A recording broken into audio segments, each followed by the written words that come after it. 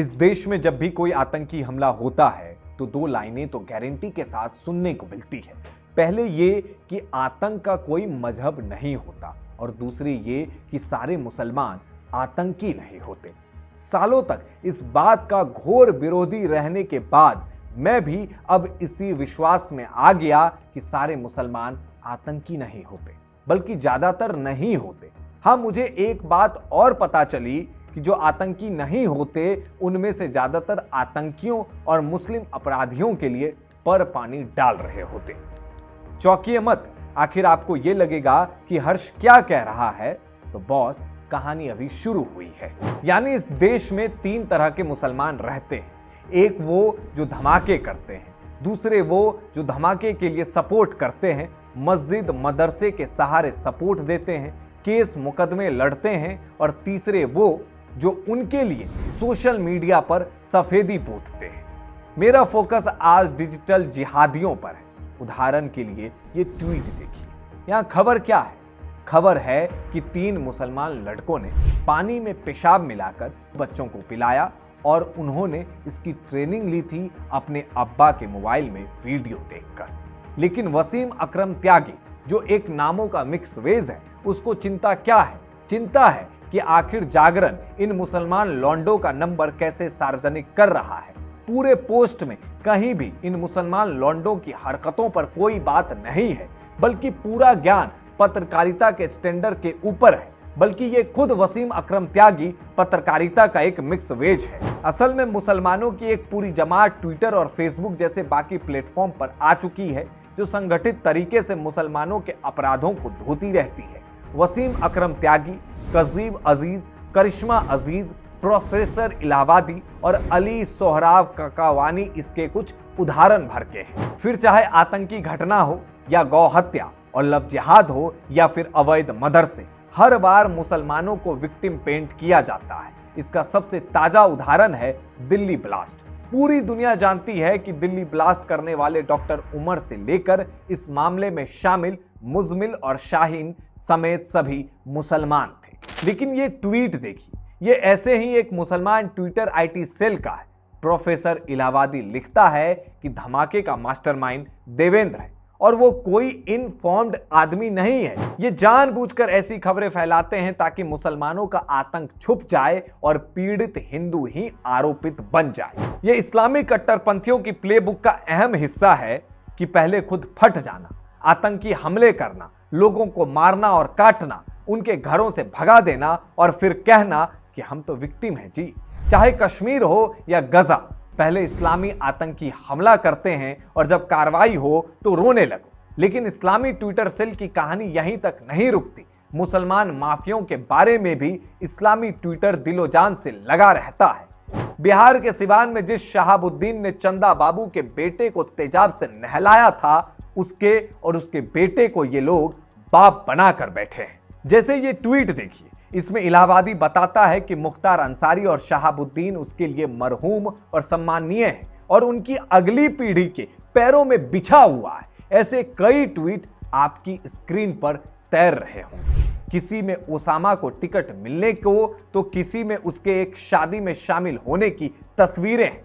याद रखिए कि ये वही ओसामा है जिसके चेले ने ऑफ इंडिया के कैमरे पर लोगों को जलाने की धमकी दी थी। पर साहब अगर रहते हैं ना अभी, तो ये सब जितना ही पोस्ट अगर कोई फाड़ता ना तो पूरा उसको मिला देंगे, इतना है, जला देंगे उसको। भाईजान भी बोले। साहब मतलब साहबुद्दीन? नहीं भाईजान ओसामा भैया, उनके बेटे। और उसने ये भी कहा था कि जलाने का काम ओसामा भैया ही करेंगे।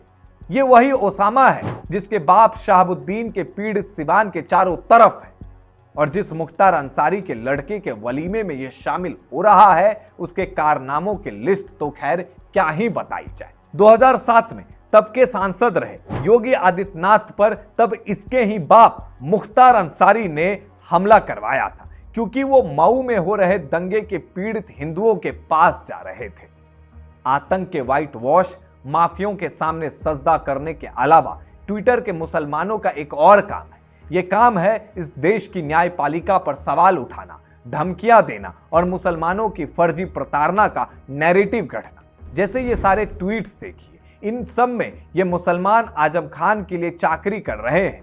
माफिया आजम खान और उसके लड़के को हाल ही में 2 पैन कार्ड रखने के मामले में सजा हुई है। पूरी दुनिया जानती है कि 2 पैन कार्ड रखना अपराध है, इसे छुपाना तो और भी है, लेकिन ट्विटर के मुसलमान इसे नाइंसाफी, योगी मोदी का जुल्म और ना जाने क्या क्या साबित करने में जुटे हैं। ये मुसलमान ये सब जानते हुए कर रहे हैं कि इस मामले में अदालत ने सजा दी है और सरकार का रोल सिर्फ इसमें जांच का रहता है। लेकिन जाकिर अली त्यागी को यह जुल्म नजर आता है, वो इस बात पर रोता है और फिर सधे शब्दों में धमकी भी देता है।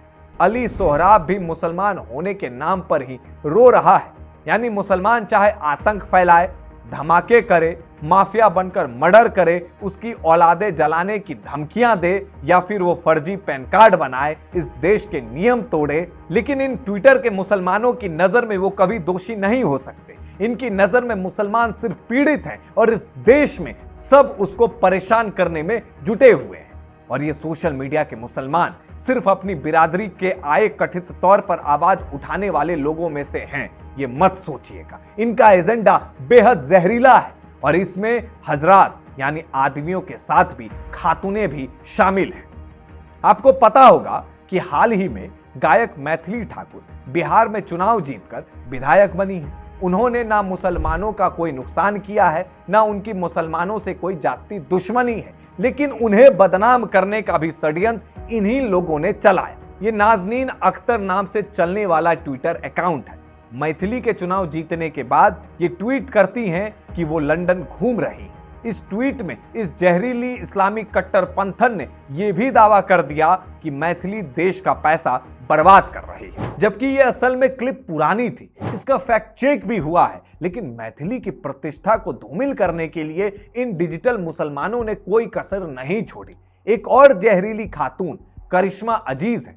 इसका रोना आतंकी डॉक्टर पर है। इसका कहना है कि पुलिस की गिरफ्तारी से किसी को अपराधी नहीं माना जा सकता। सही बात है, सिर्फ गिरफ्तारी होने से कोई अपराधी नहीं हो सकता, लेकिन दिल्ली धमाके वाले डॉक्टर सिर्फ गिरफ्तार नहीं हुए, उनके पास से 2900 किलो विस्फोटक मिला है।